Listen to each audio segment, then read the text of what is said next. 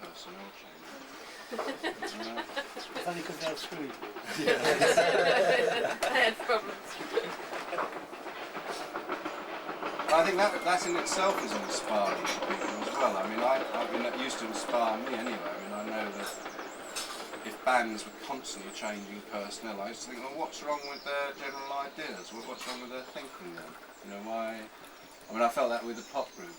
I felt very sort of disillusioned when they, you know, didn't hold it together, because I used to really, I never liked their music very much, but I used to very much respect what they were trying to do, and I felt really disappointed when they ceased to do it, because it meant that obviously, you know, there was a big ego somewhere in there.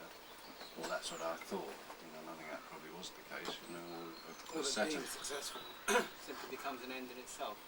Yes, I'm not sure that did happen with them. The means to becoming successful starts to become the end, because you become obsessive about it. Yeah, yeah. So if the band, if Crass can't play concerts anymore, they can release records still. Yes. Yeah. And they are about to. Well, we are about to. I mean, we've had material hanging around, stuff that the thing we're about to release, we finished work on at the beginning of the year, and we haven't had the money and been able to risk, you know, financially putting it out, which I mean we can afford just about to put it out now, and that we're not going to do anything else until basically we pay back our debts, because it feels wrong, you know. I mean, I think unless something is, if something isn't self-supporting, then because yes, I mean, sorry, just pick up on that a minute, because it was, I always understood that you were a self-supported, you were a self-supporting group, right. and that you had, as far as I knew, you had as much control over your records and how they were released and what price they should be sold at, and I mean, right down the line, more than any other group that absolute total control. Because obviously this was part of your ideology, and you were able to impose that. Yeah. Well, we have imposed it, and I mean that is the case. That still is the case. Yes. What has happened, however, is that how from being self-supporting, you now say that Crass is in debt. Yeah, I mean, is this simply the fact of not having put out records, or is? No, it's simply the fact of spending huge amounts of. I mean, for example, we produced a record by a band called Hit Parade. You know, we wanted to put a greater focus on what was happening in Ireland, in Northern Ireland. We put out a single by Hit Parade.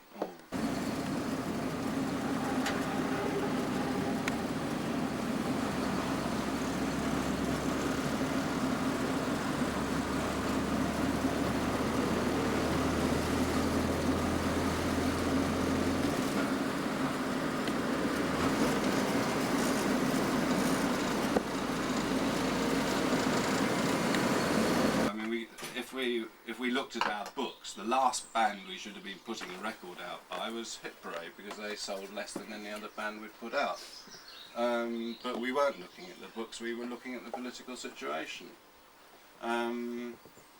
We spent an enormous amount of money. I mean, it was, well, in our terms, an enormous amount of money. I mean, probably 10,000, something like that, you know, on producing the record.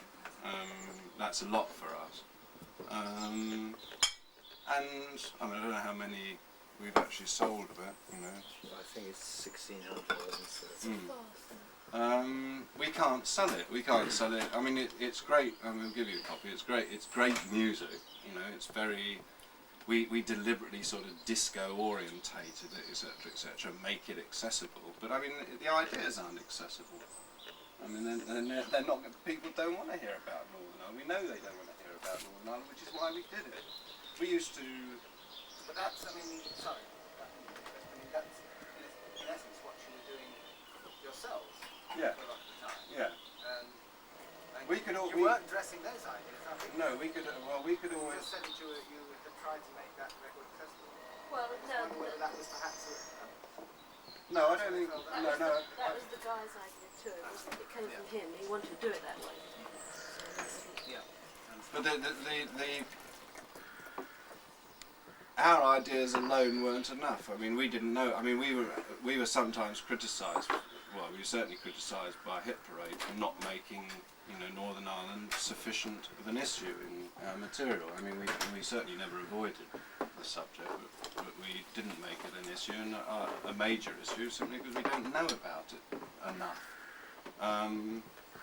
So we basically said, well, okay, then you do it. We haven't got the information. We're not living there. We can give a sort of second-hand view of it, but it's much more important. If we'd done it, we'd have sold 20 times more. But that's not the point. The point is that he and the band were the people who are living it. They're the people who also got to take the result of living with it. I mean, they got to take the flak, so they know what to say effectively, how to say it, how their covert action should be, etc., etc. I mean, there's a lot of danger of people, sort of living in the southeast of England, to start sort of pontificating about the situation in Northern Ireland, as you must know. Well, it's financial suicide to do something like that. Well, I mean, we have a very good arrangement with the studio, whereby we effectively can work on credit. Well, I mean, the reason we're in the shit is that we've been working on credit for too long. And I mean, with all due respect to the studio, they're quite happy for us to go on doing that. They're not saying you can't come in. We're not happy about doing it because if effectively we can't finance our own affairs, then we're fundamentally sort of putting forward it's a sort of dishonesty, I mean, if you can understand that. There's also the thing of having worked, I mean, that's the currency we've used for the last 8-9 years, working in the music business, working with records. 2,000 sales of a record in our terms is not terrific. It's certainly historically not a good sale for a record. And so if those ideas, in our terms, they're only reaching 2,000 people, then maybe there is another avenue, or there should be another avenue that we can use somewhere, somehow, that will get those ideas out better. And so, to simply say, well, with record producers, with record makers, I'm a guitarist, he's a drummer, we've got to keep going, this we've got to do. This would seem crazy, to put aside the money issue. We can't afford to do it, but even if we could, why just keep ploughing them out for 2,000 or 1,000 or 500 or however many? I mean, one of the reasons we sold so many records about 3 or 4 years ago was because there wasn't that sort of choice. Our records were uncomfortable. People did want them, but they also didn't want them. The ideas were uncomfortable, and what's happened over the past 3 or 4 years is that things have become diluted. People are catering for the people who don't want the heavy stuff anymore.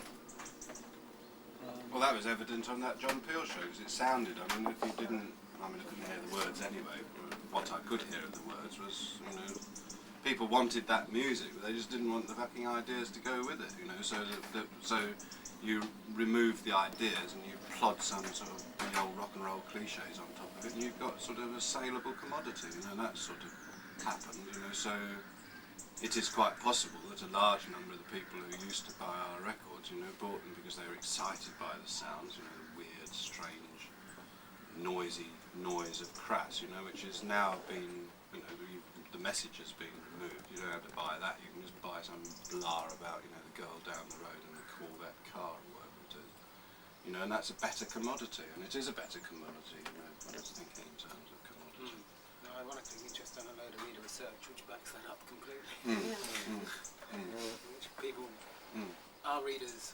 But that's frightening, isn't it? Yes, they are not interested, and neither do they associate, they no longer associate rock music with ideas, and they just regard it as entertainment. They don't believe that it has any social force. But the tragic thing is that people, it doesn't matter what people believe, there does come a point that punk and things in the past, like Pete and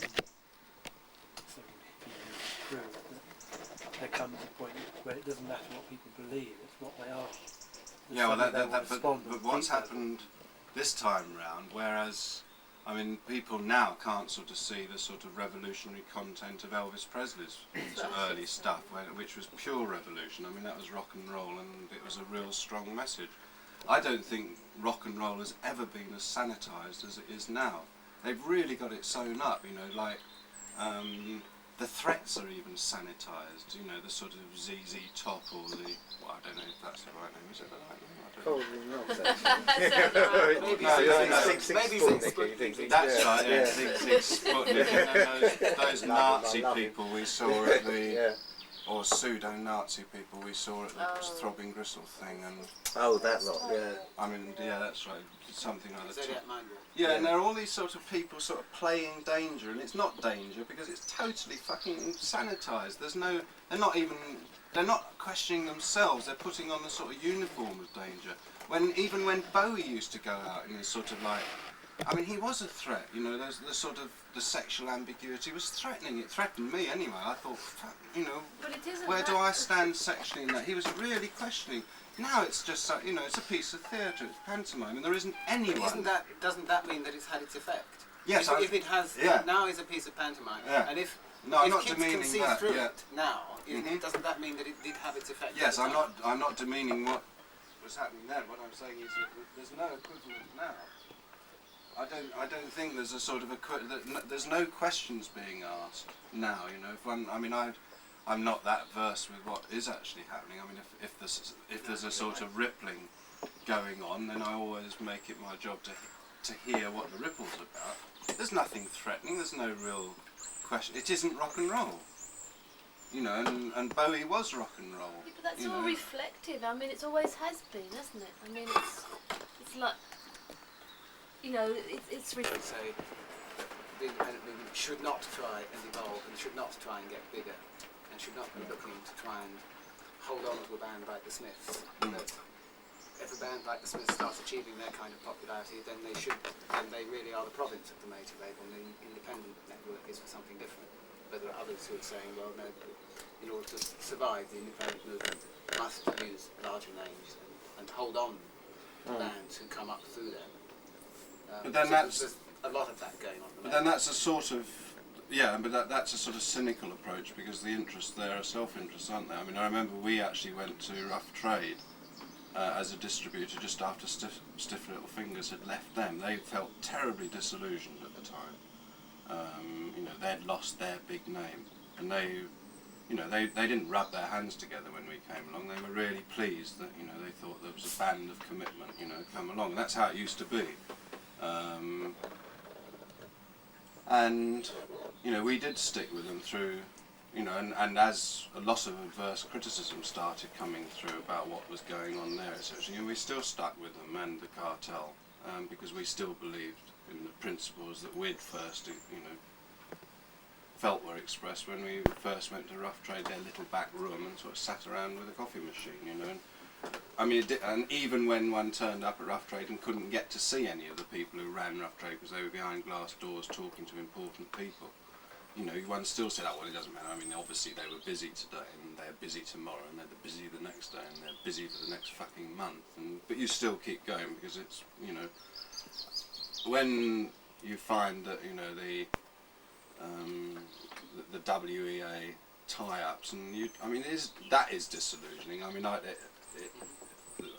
was saying earlier, you know, we're not disillusioned. I mean, I'm very disillusioned with what happened in that context, because I believe we could have done it. You know, together we could have done it. None of us could do it on our own. We could have done it together. I was disillusioned when Stiff Little Fingers buggered off. You know, I don't like the Smiths' music, but I was disillusioned when they buggered off. You know, I was disillusioned when, who were the, you know, socialist band, the Redskins, did it. I mean, what the fuck's going on? You know, we can all rationalise that way. We can all say, oh yes, we get to a bigger market. You know, we can all fucking do that. And that, I do feel terribly disillusioned by that, because every time I want to believe in things just as much as people want to believe in us. I want to fucking believe in people.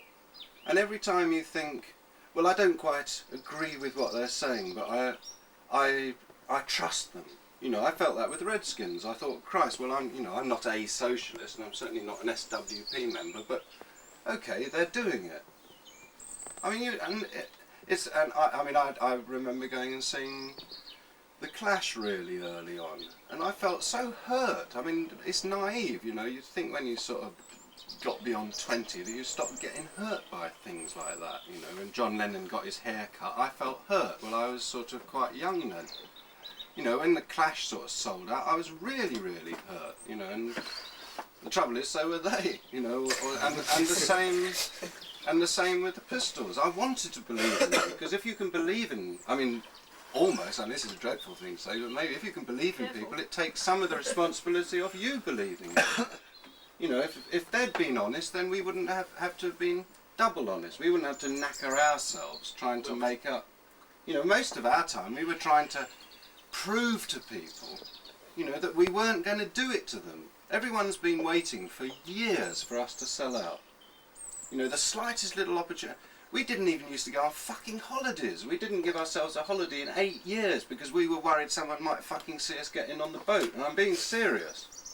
You know, we didn't take holidays because if the kid up in Glasgow who wrote to us couldn't have a holiday, then we fucking weren't having a holiday. But the thing And is, it what's happened since, you know, people are grasping after any little thing to say we sold out. You know, when we brought out that double album of the old singles, the number of phone calls that told us we'd sold out because we'd done it in colour, you know, and that the price was up, you know, and all really indignant phone calls, you know. And it was like, it was very difficult not to be angry and rude on the phone, really. I mean, what do you want, blood or something? Christ almighty, you know. And very difficult not, you know, and when you're, I mean, it's not as if our record label is 20,000 quid down. We're fucking 20,000 quid down as a result of what we're doing, you know. So it's not, you know, we're sitting here with, you know, the bread on the table and whatever we can afford to eat. But basically speaking, I mean, no one's going to get nasty with us about it, but we are 20,000 quid down, or we were last time we looked into the books. And that's a sort of, that's a lot of money, you know. So when we sort of say, well, okay, we can't afford to put this record out for sort of 2 and 6 pence, which is what we've done with a lot of our records, you know, we're going to have to ask a sort of vaguely sensible, there's this outrage, you know, how dare you, you're letting us, we'll probably get some sent back sawn in half like we have with some of our other things, you know, because they don't conform to other people's idea of how we ought to be behaving. I mean, we've had complaints about the compilation because it was in the colour cover. That's what And it's that, I mean, it's that serious. If we dare to put colour on, then we definitely sold out some magical way. And they broke their cover trying to open But again, Yeah. isn't this then the problem of, I mean, you are caught in other people's expectations, aren't you? Well, if you, that's why one has to if you stop. want to see it that way, one yeah. could see that, and you could see the drift you were being pulled towards. But you know, you do choose to stop and consider and reconsider, not because you don't care. On the contrary, you know, you do care. It's strange that You the compilation of our singles, which we started out, the reason we did it was we had all these singles on the shelves we had to keep carting around. We thought, right, we'll put more on 1 or 2 records, get them out of the way, no longer have to muck about with these things which are 8 years old. We couldn't afford them anyway to repress all the time. And people who've heard it, they're not hearing like, you know, one at a time. They're hearing a whole sort of, and even ourselves, listening to the whole range of things, right? You get some sense of the picture and of the sort of slightly chaotic nature of what was going on. You do get a sort of a retrospective of, you know, what we've actually been up to, and something else emerges through it. Not that, you know, if you listen to the whole compilation, you can see that we're not exploiting. You see we're not ripping off. You know, if you got the sus. I haven't had any of those complaining phone calls.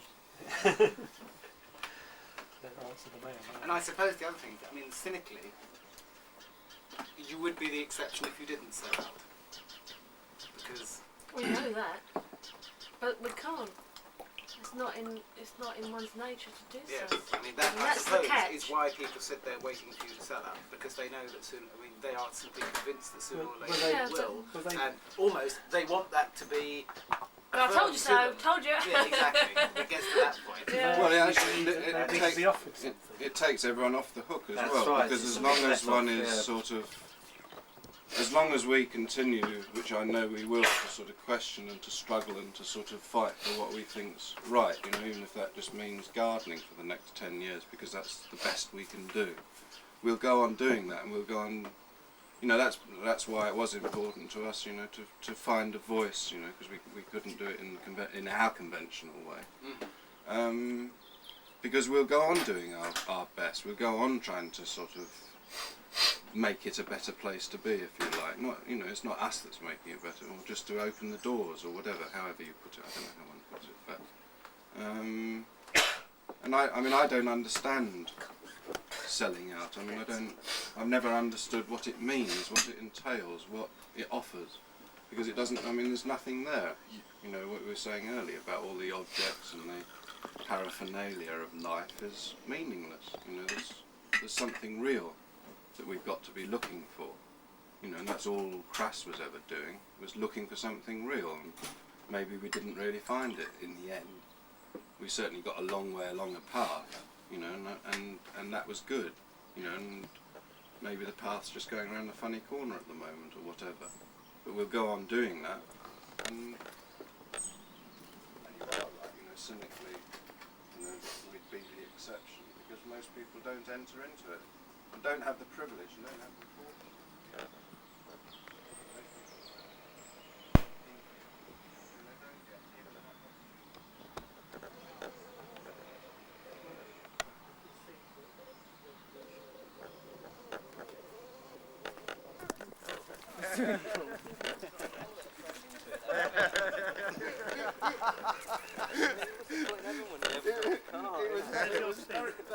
It was a very hot week in summer, and we decided we had to have somewhere to dip. We didn't think of what it actually entailed, so we got that far, and that's it. Sweating profusely, and that's it. On the next stage, a large plastic lining.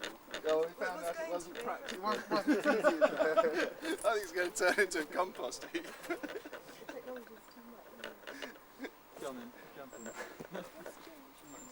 Dive. I'm going to take a chair.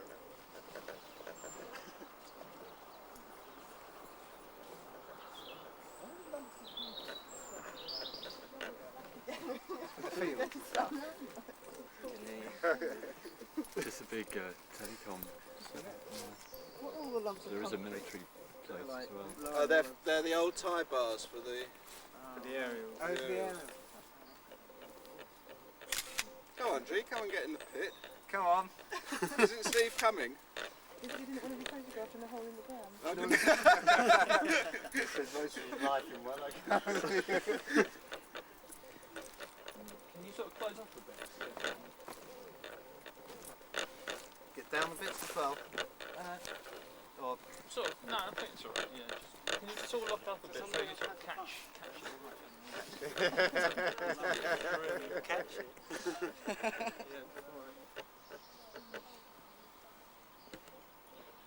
Dark by the second. Go on, walking.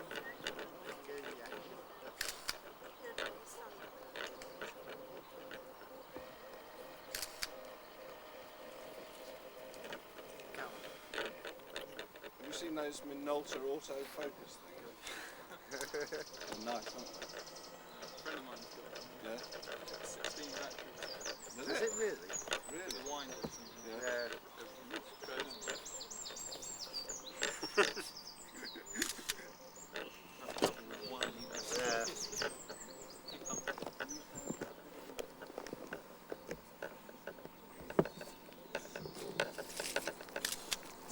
Take a long shot. It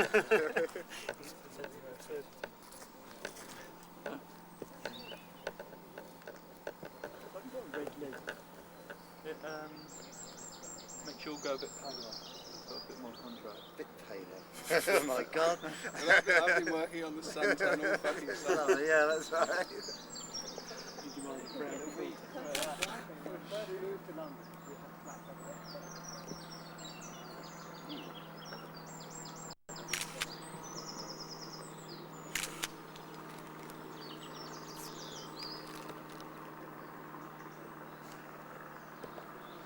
Are you looking serious? Smiling. But you sort of same old people ending up. Interesting shopping.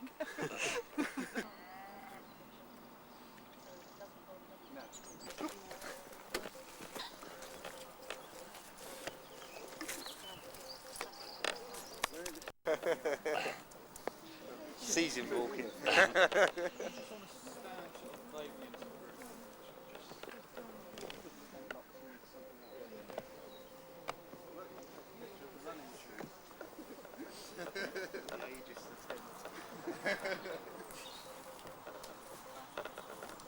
Come on, G, come and sit here. Come on, you can be Can skeet. you? There's enough missing. Oh, I'll stand behind.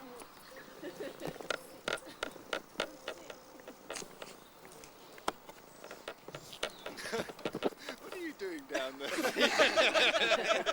The cat's eye view. Quick, get the shovel. Oh, that's what it's for.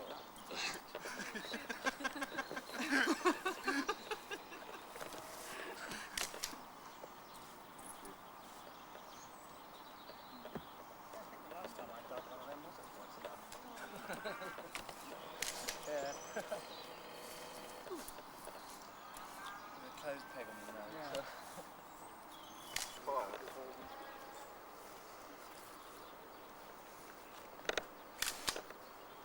Coming over there. Oh, look at that chimp.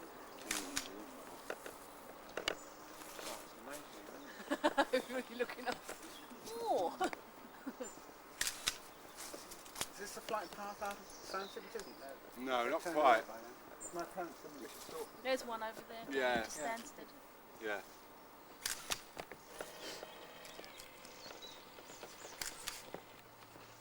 At the height of the